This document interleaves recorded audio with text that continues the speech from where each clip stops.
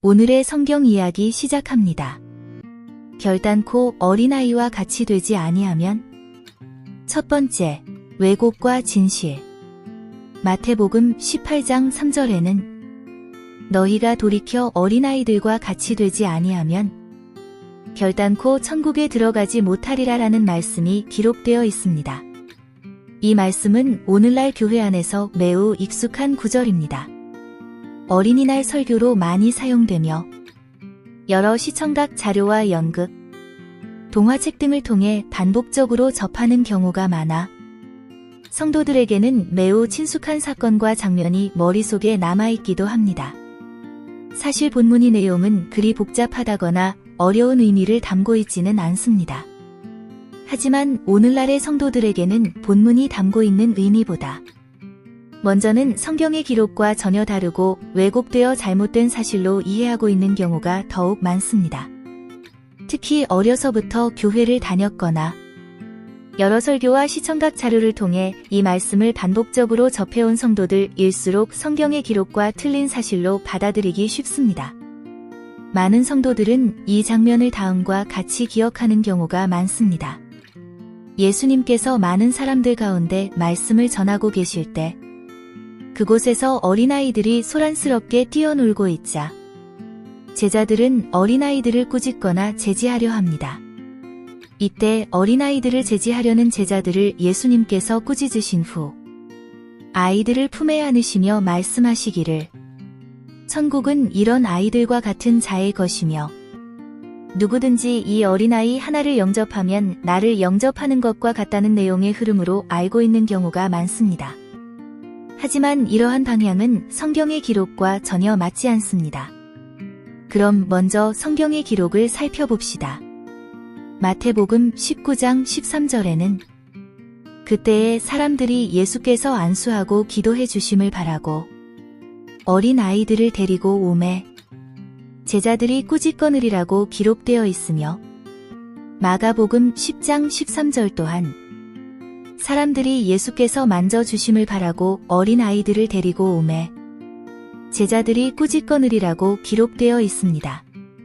누가복음 18장 15절에도 사람들이 예수께서 만져주심을 바라고 어린 아이들까지 데리고 오매 제자들이 보고 꾸짖거느리라고 기록되어 있습니다.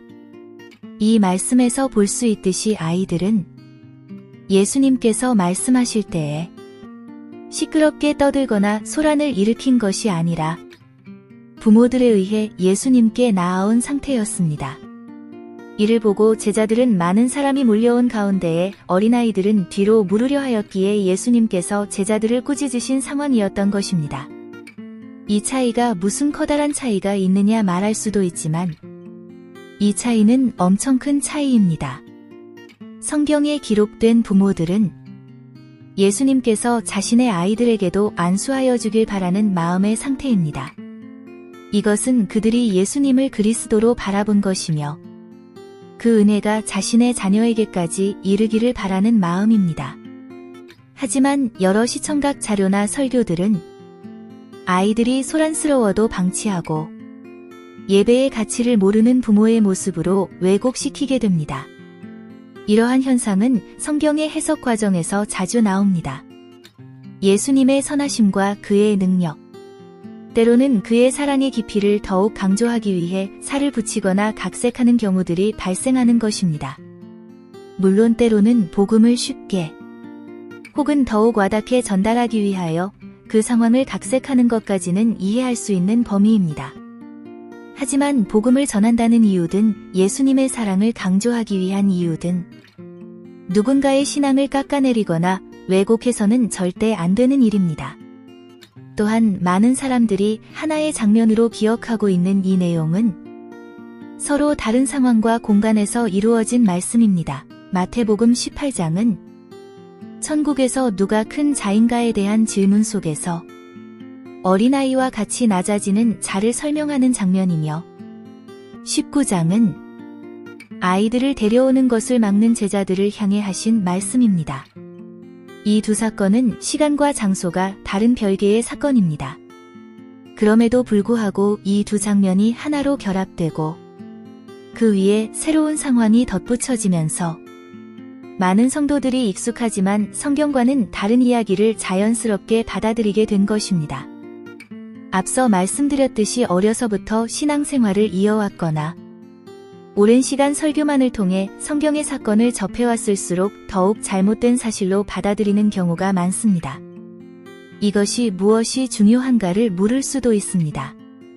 하지만 이러한 해석이 반복된다면 교회에 오랜 시간 다닐수록 그만큼 이단과 사이비에 빠질 위험이 같이 커지는 것입니다. 내가 들어온 설교와 알고 있던 것이 성경의 기록과 다를 뿐만 아니라 이단과 사이비라고 손가락질하던 집단이 성경의 본문과 더욱 가깝다면 그 위험성은 그만큼 커지는 것입니다. 이단과 사이비는 교회에 다니지 않는 사람들에게 포교 활동하는 것보다 교회에 오래 다닌 사람들을 포교하는 것을 더욱 쉽게 여깁니다. 그 이유는 교회에 다니지 않는 사람들은 신앙에 관심이 없기에 새로운 것으로 유혹해야 하지만 교회를 오래 다니면 다닐수록 이런 왜곡된 해석 몇 가지를 건드려 그들이 믿어왔던 것을 무너뜨릴 수 있기 때문입니다. 무너뜨리는 것은 유혹하는 것보다 쉽기에 이러한 해석들로 성도들을 이단에게 노출시켜서는 안 됩니다. 성경은 부풀리지 않아도 예수님의 깊은 사랑을 전달하기에 충분합니다. 다음 시간에는 어린아이와 같이 낮아진다는 것이 무엇을 의미하는지에 대해 살펴보겠습니다.